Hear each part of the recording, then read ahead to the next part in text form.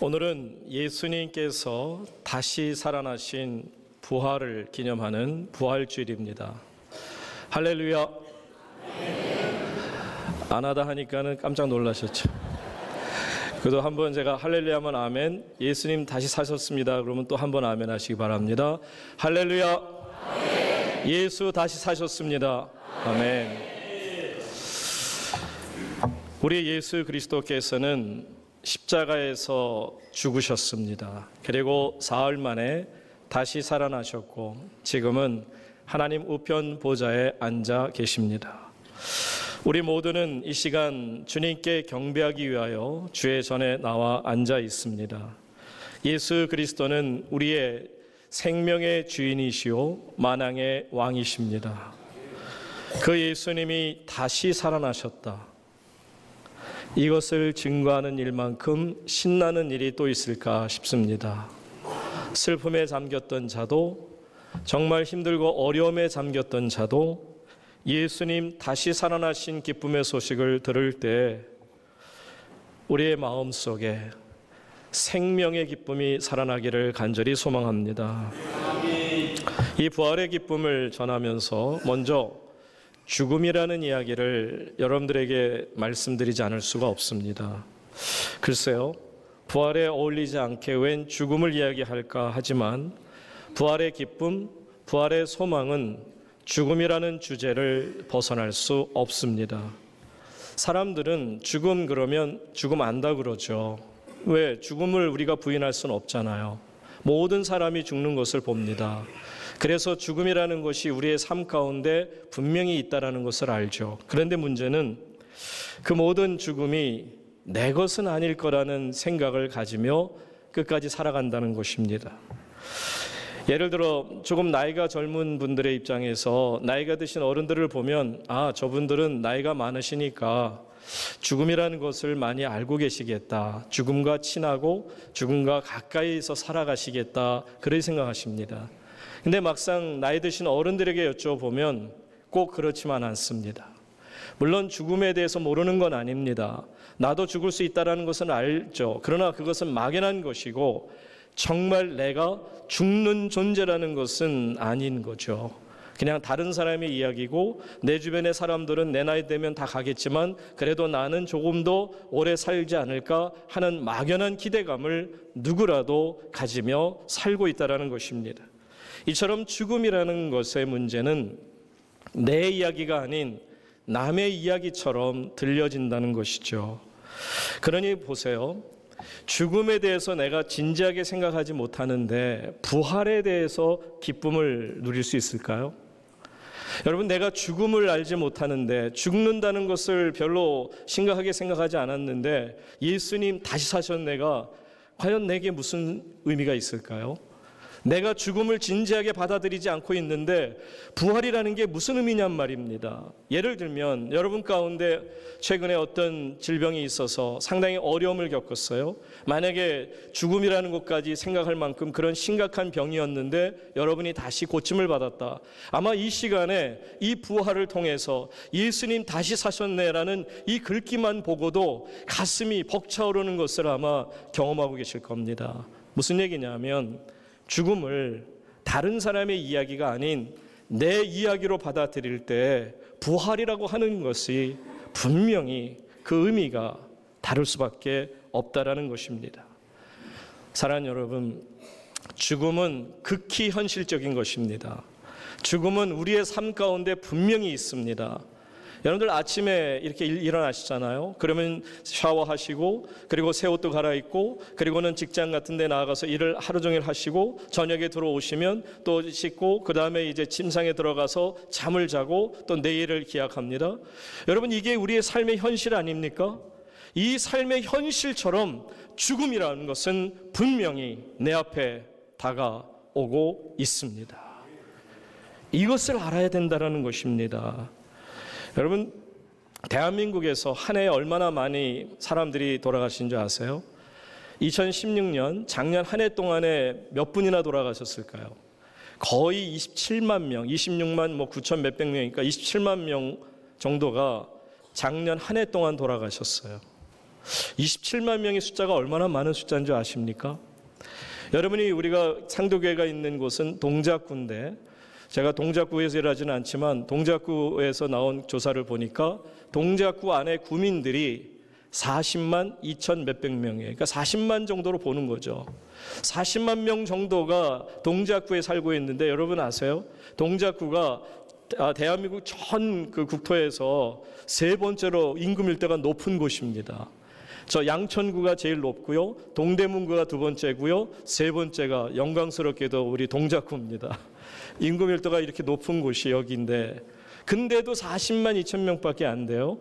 그렇다면 여러분, 40만 명 중에서 27만 명이라는 것은 거의 70%에 육박하는 겁니다. 그러니까 매해 대한민국에서 죽는 숫자가 이 동작구에 사는 구민들 중에 70%가 매년 죽고 있다는 거예요. 여러분, 작은 숫자 아닙니다. 이렇게 죽음이라는 것이 내 주변에 정말 많은 사람들 가운데 있음을 우리가 알게 됩니다. 지난 10년 동안에도 상도교회에서 일어난 장례를 보면 정말 많습니다. 평균 잡아 1년에 작게는 50건, 많게는 70건까지 있어요. 그래서 서울이든 지방이든 간에, 그래서는 정말 우리가 장례를 치르는 일이 참 빈번합니다마는, 그러니 우리 교회 같은 교회도 이렇게 수많은 분들이 장례를 치르는 것을 보는데, 여러분, 죽음이라는 것은 뭐 기분이 좋다 나쁘다, 죽음이라는 단어가 뭐 내게는 어울리지 않는다, 이런 거 없어요. 죽음은 내 삶의 현실입니다.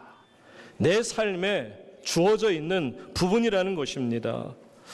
여러분들, 왜 우리가 예수님의 부활하심에 대해서 소식을 들을 때 매력을 느끼고, 왜 예수님이 무덤에 계시지 않고 죽음을 깨고 사망을 이기고 정말 모든 것을 이긴 권세가 있음을 우리가 기뻐하는 줄 아십니까?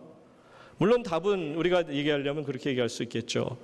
진리이니까, 또 내지는 그것이 바로 복된 소식, 복음이니까 라고 말이죠. 물론 맞습니다. 그러나 이런 형이상학적인 말씀들 말고 현실적으로 왜 우리가 예수님의 십자가에서의 죽음, 그 이후의 부활에 대해서 이렇게까지 우리가 가슴이 뛸 만큼 기쁨으로 부활을 누리고 있는가 하는 것입니다. 한번 여러분 솔직하게 인간적인 대답을 한번 여러분 속에서 끌어내 보십시오. 어떤 이유인지 아세요? 여기에 대해서 답을 참 잘 준 분이 필립 얀시라는 분이 있죠. 기독교 복음 그 작가이신데 대단한 영향을 미치고 있고, 정말 그가 쓴 많은 책들 사람들에게 감동을 주는데, 그중에 내가 알지 못했던 예수라는 그 책에 보게 되면 지금 말씀드리고자 하는 이 대답이 아주 잘 나와 있어요. 왜 예수 그리스도의 그 부활이 이렇게까지 우리에게 큰 매력을 느끼게 하는가라고 말입니다. 다른 거 아니고 먼저 답을 드리면 그겁니다. 죽은 자들이 다시 살아났으면, 정말 죽은 자들이 다시 살아났으면 하는 절대적인 바람이 결국은 부활의 기쁨을 누리게 한다라는 것이죠. 무슨 얘기인지 한번 설명을 들어보세요. 필립 얀시가 어느 해에 그 사랑하는 사람들, 친구들이, 가까운 분들이 3명이나 이렇게 연이어서 죽는 안타까운 일이 있었습니다. 첫 번째 친구는 나이에 비해서 조금 일찍 그 일에서 은퇴를 하게 되고, 그리고 어느 날 저녁에는 이제 아내와 더불어서 아주 고급 식당에 가서 식사를 하고 차를 운전하기 위해서 핸들에 운전대에 딱 앉고 핸들을 잡는 순간 갑자기 욱 하더니 쓰러져서는 그 길로 돌아가시고 말았어요. 또 다른 한 친구는 40대 부인입니다. 믿음이 아주 좋은 부인이었는데, 또 그 교회에서 여성교회 모임이 있다고 그래서 안개 낀 날 직접 운전을 하면서 교회로 갔다가 오는 길에 안타깝게도 아마 안개 때문에 뒤에서 보지 못했는지 큰 트럭에 와서 이 차를 받고 이 차가 불이 나서 그만 그 자리에서 돌아가셨습니다.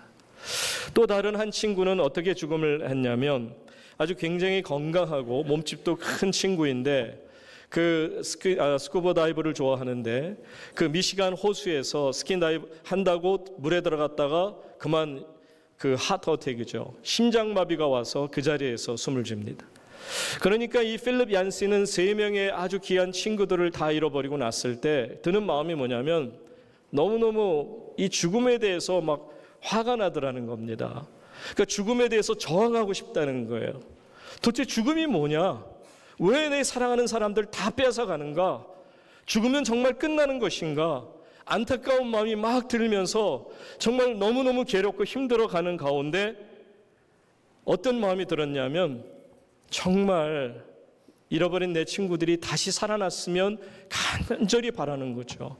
죽은 사람들이 다시 살아났으면 하는 간절한 바람이 있을 때 예수님 다시 사셨네라는 말씀을 듣는 순간 가슴이 뛰기 시작하더라는 거예요.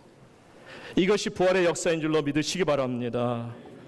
우리도 마찬가지예요. 우리 가운데도 죽음을 환영하는 사람 하나도 없어요. 죽음과 친한 사람 하나도 없어요. 죽음을 받아들이길 원하는 사람도 없습니다. 죽음이라는 것이 끝이라고 인정하고 싶은 사람도 없어요. 근데 한번 보세요. 여러분, 만약에 죽은 자가 다시 살아나기를 바라는 심정이 어떤 것임을 한번 말씀드리면, 만약에 여러분의 정말 사랑스러운 자녀가 죽었어요. 그래서 그 아이의 시신을 여러분 눈앞에 두고 있다고 보세요. 여러분, 부모의 심정이 어떻겠습니까? 바라는 거 오직 하나예요. 제발 다시 살아나라. 누군가 옆에서 거짓말이라도 좋으니까 이 아이가 살아날 수 있다라고 말해달라는 겁니다. 그게 간절한 마음이에요. 죽은 자가 다시 살아나기를 간절한 바람의 마음이 있을 때 그때 예수님 다시 사셨습니다라는 그 말씀이 심장에 쿵 하고 떨어지는 순간 가슴이 뛰면서 과연 내가 사랑하는 이가 다시 살아날 수 있는 것이구나 하는 소망을 갖게 되는 것을 말합니다. 이것이 부활에 대한 소망인 줄로 믿습니다. 그래서 사도 바울은 이 고린도전서 15장 말씀을 보시게 되면 초반부터 계속 강조하는 것이 부활입니다. 부활. 여러분, 부활이라고 하는 것은 다른 어떤 사람보다도 사도 바울은 당당하게 간증할 수가 있어요. 여러분, 사도 바울은 시대적으로 예수님 부활하시고 제자들이 모여있을 때 나타나시고 그거 보지 못했어요. 그렇지만 부활하신 예수님을 가장 나중에 본 사람 하면 얼른 손 들고 아마 저일걸요 라고 바울이 얘기할 수 있을 겁니다. 바울은 뭐라 그러냐면 그렇게 말씀합니다. 여러분, 바울이 곳곳에서 자기의 신앙 간증하는 곳이 나오죠. 그죠? 자기가 어떤 사람이었는데 어떻게 예수님을 만났고 어떻게 자기가 거듭났는지를. 근데 보세요. 이 사울이라는 청년 때에 예수 믿는 사람들을 잡아 죽이겠다고 다메섹으로 쫓아가다가 다메섹 도상에서 그만 예수님을 만나게 되고 거기에서 놀라운 일을 경험하게 되죠. 그때 이 사울이라는 청년이 두렵고 떨리는 마음으로 뭐라고 예수님께 하신 줄 기억나십니까? 주여, 당신은 누구십니까? 여러분, 잘 들으세요. 당신은 누구십니까? 라는 말은 지금 누군가를 만나고 있다라는 것입니다. 아무도 안 보이고 아무도 만나지 않는데 아무의 음성도 들리지 않는데 어떤 사람이 있어서 주여 당신은 누굽니까? 라고 했겠냔 말이죠. 사도 바울이 주여 당신은 누구입니까? 라는 것은 부활하신 예수님을 만나고 있는 것입니다. 주님, 당신은 누굽니까? 그때 예수님, 부활하신 예수님 만나주시며 말씀하죠. 나는 네가 핍박하는 예수니라. 그 이야기를 듣는 순간 바울은 아마 정신이 나갔을 겁니다. 그 순간부터는 아무 생각도 하지 못했을 거예요. 그가 예수님께, 예수님, 그러면 제가 어떻게 하면 좋겠습니까? 그 일로부터 그는 위대한 사도의 길을 걷기 시작했던 것을 잘 압니다. 그래서 사도 바울은 부활의 주님 그러면 자신이 있어요. 왜? 자신이 만났거든요. 부활하신 예수님을 당신은 누구십니까? 라고 물을 만큼 분명히 부활하신 예수님을 만났거든요. 그러니까 누구보다 부활에 대한 얘기만 나오면 가슴이 뛰던 그 첫 번째 그 감격을 결코 잊을 수가 없는 것을 말합니다. 바로 바울이 가졌던 믿음이 부활의 믿음이요, 그 부활의 역사가 역사적 진실이라는 것을 그는 강조합니다. 보세요. 예수님의 부활이 얼마나 진실인지 지금도 북한 땅, 저 김정은이 체제 속에 서슬이 퍼런 상황 속에서도 지하교회 교인들은 오늘도 이 거룩한 부활주의를 맞아 우리처럼 이렇게 오픈된 상태에서 자유롭게 찬양하고 말씀 듣고 기도하고 소리를 높여서 하나님을, 부활을, 영광을 드리는 것이 아니라 이불을 뒤집어 쓰고 2명, 3명이 모여서 나지막하게 외웠던 찬양하고 또 말씀 읽고 그리고서는 기도하고 부활의 주님을 영접하고 있지 않을까요? 왜요? 죽음까지 불사하면서 왜 이렇게까지 하느냐 말입니다. 지금도 수십억의 인구가 하나님 앞에서 이처럼 거룩한 부활절날 주님을 찬양하는 이유가 뭐냐는 거예요. 예수님 부활이 나의 부활이 되었기 때문입니다. 누가 꾸며낸 이야기에 이렇게 목숨을 겁니까? 누가 꾸며낸 이야기에 이렇게 많은 사람이 매어 달릴 수 있는 겁니까? 변화를 받을 수 있는 거냔 말입니다. 부활은 사실입니다. 부활은 진실입니다. 살아계신 예수님, 부활의 예수님이 오늘도 우리와 함께 계심으로 우리가 그 부활하신 예수님의 이름만 불러도 더러운 귀신이 쫓겨나가는 것을 볼 수 있고요. 부활하신 예수님의 이름만 불러도 더러운 병든 자가 더러운 병이 떠나가게 되는 줄로 믿습니다. 예수님의 이름만 불러도 영적으로 죽었던 자가 구원받고 다시 돌아오게 됨을 믿습니다. 예수님 부활하심으로 오늘 우리 가운데 이 시간 함께 계시는 줄로 믿습니다. 자, 여러분들이 정말 아멘함으로 예수님의 부활을 믿는다면 우리에게 주어져 있는 축복이 세 가지 정도, 더 많겠지만 오늘 본문을 통해 세 가지 정도로 하나님의 크신 복이 내게 임하는 것을 볼 수가 있습니다. 첫째는 다른 무엇보다도요, 죽은 자가 다시 살아날 수 있는 것이구나, 가능성을 우리가 보고 믿게 되는 것을 말합니다. 죽은 자들이 다시 살아날 수 있다. 물론 역사적으로 보면 죽었다가 살아난 사람들은 많습니다. 성경에만 보더라도 수넴 여인의 아들이라든지 또 내지는 야이로 회당장의 딸이라든지 또 나사로라든지 이렇게 죽었다가 살아난 분들이 계시거든요. 그런데 보세요. 그분들뿐만 아니라 역사상 죽었다 살아난 분들 모든 사람의 공통점은 뭐냐면 살아나긴 살아났지만 다시 죽음으로의 잠시 잠깐의 부활에 불과했다는 거예요. 그런데 오직 부활하심으로 영원한 생명으로 들어가신 분이 누구시라? 예수 그리스도시라는 겁니다. 이 가능성을 우리에게 보여주신 겁니다. 어떤 가능성이냐면 우리가 살게 될 때 다시 죽는 그런 부활이 아니라 영원한 생명으로 다시 살게 됨을 우리에게 보여주신 것입니다. 자, 두 번째로 예수님의 부활이라는 것이 우리에게 주시는 축복이 있습니다. 그거는 뭐냐면 우리의 믿음, 우리의 구원을 아주 확실하게 도장을 꽝 찍어주는, 어슈어런스 한다고 하죠. 어슈어하는 거예요. 꽝 하고 확증해 주는 것을 말합니다. 자, 17절, 18절 말씀을 다시 한번 다 같이 읽습니다. 시작. 그리스도께서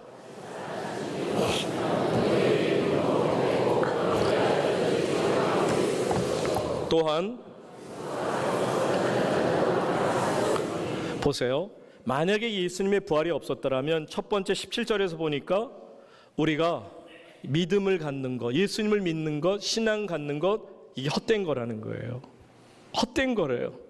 그 다음에 두 번째는 잠자는 자가 누굽니까? 예수를 믿고 하나님 품에 먼저 안긴 분들, 모든 믿음의 우리 부모님들, 조상들을 말할 텐데 믿음 안에서 잠자는 자가 어떻게 된다? 망한다. 이 말은 뭐죠? 구원 얻지 못한다는. 그럼 어디로 가 있느냐? 뭐 말하나 마나 뻔한 얘기 아니겠어요? 사랑하는 성도 여러분, 예수님이 부활하지 않으셨다면 우리의 믿음이 헛것이고 우리의 구원도 헛것이 될 수밖에 없다라는 것이죠.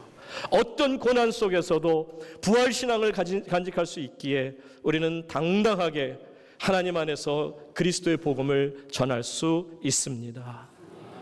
예수님의 부활은 그래서 우리의 믿음 그리고 우리가 갖고 있는 구원의 확신을 꽝 하고 보장해 주고 계시는 것입니다.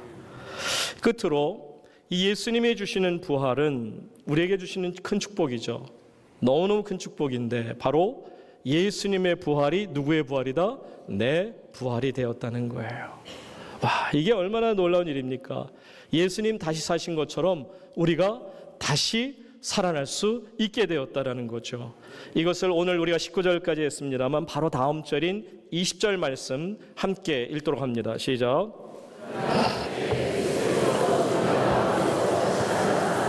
잠자는 자들의 첫 열매가 되셨도다. 자, 잠자는 자들의 첫 열매가 되셨도다. 말씀드렸어요. 잠자는 자란 바로 우리의 믿음 안에서 정말 믿음을 잘 간직하다가 부활신앙을 갖다가 먼저 하나님 앞에서 이 세상을 떠난 모든 분들이 잠을 자죠. 저희도 주님이 더디 오시면 아마 그분들에게 조인할 겁니다. 저도 이제 죽어서 그 잠자는 자들의 하나가 되겠죠. 자, 그런데 보세요. 이 잠자는 모든 사람들에게 있어서 예수님의 부활은 첫 열매가 되셨다. 이 말이 뭘까? 여러분, 이 유대 사람들은요, 이제 추수 때가 되면 이제 밭에 나갑니다. 이 밭에 나가서 쭉 이게 예를 들어 만약에 논에서 별을 만약에 본다, 한번 가정을 해보시면 이제 농부가 나가서 이 별을 보아요. 이렇게 별을 보는데 쭉 보다 보니까는 저쪽 다 똑같이 이렇게 무르익지 않아요. 항상 보면 항상 제일 먼저 눈에 띌 만큼 고개를 숙인 그런 벼들이 꼭 있어요. 그러면 그곳에 가서 이제 아직도 고개를 숙이지 못한 그런 벼가 아니라 이미 익어서 고개를 숙인 벼 중에 하나를 따오게 되면 그것이 첫 열매가 되어서 이제 하나님 앞에 제사장에게 바쳐지면 제사장이 그 가지고 온 그 제물 첫 번째 첫 열매를 들고 하나님 앞에 제사를 드리는 거예요. 그걸 가지고 요제라고 말합니다. 요제라는 정확한 뜻은 wave offering이에요. 그러니까 파도처럼 이렇게 흔들하면서 하나님 앞에서 예배를 드린다는 것입니다. 제물을 드린다는 거죠. 그럼 이런 겁니다. 제사장이 여러분 앞에서 지금 가지고 온 첫 열매를 들고 하나님 앞에 이렇게 흔들흔들 하면서 기도를 드리는 거죠. 하나님 아버지 감사를 드립니다. 이번에도 아름다운 풍년을 이루게 하셔서 많은 것을 얻게 하신 하나님을 찬양합니다. 하나님 때로 늦은 비도 주시고 이른 비도 주셔서 적당한 비를 주심에 감사드리고 이제 추수할 것을 저희가 생각하며 감사를 드리오니 끝까지 하나님이여 추수 때까지 임하여 주옵소서. 30배, 60배, 100배의 열매를 얻게 하옵소서. 계속 흔들하며 하나님 앞에 그 첫 열매를 드림으로 그 다음에 모든 열매가 이제 가서 보니까 논에 그냥 순식간에 착착착착 하면서 황금 물결을 이루고 있는 거죠. 그런 면에서 가장 먼저 익은 첫 번째 열매를 하나님 앞에 드린다 하는 것입니다. 예수님의 부활은 곧 무엇을 말합니까? 첫 번째 열매에 불과한 것입니다. 그 말은 뭐죠? 이제 첫 번째 열매가 익었으니 그 논에 있는 모든 다른 벼들도 곧 머지않아서 모두가 다 익게 될 것을 말합니다. 그러니 바로 예수님이 부활의 첫 열매요, 우리가 예수님과 함께 열매를 얻게 될 줄로 믿습니다. 우리는 소망합니다. 부활이 있거든요. 부활의 신앙이 있거든요. 부활의 축복이 내 안에 있거든요. 우리는 다시 만날 것을 기약합니다. 기다립니다. 그래서 제가 장례에 가면 부르는 찬양 가운데 바로 이 찬양이 우리에게 큰 은혜를 준다 생각합니다. 우리 다시 만날 때까지 하나님이 함께 계셔 사망 권세 이기도록 지켜주시기를 바라네. 다시 만날 때 예수 앞에 다시 만날 때 그때까지 계심 바라네. 죽은 자가 살아나는 가능성을 보시고 믿음과 구원에 대한 확증을 주시고 나로 하여금 부활에 동참케 하신 부활의 주님을 찬양하는 가운데 복된 부활주일이 되어지시기를 주의 이름으로 축원합니다.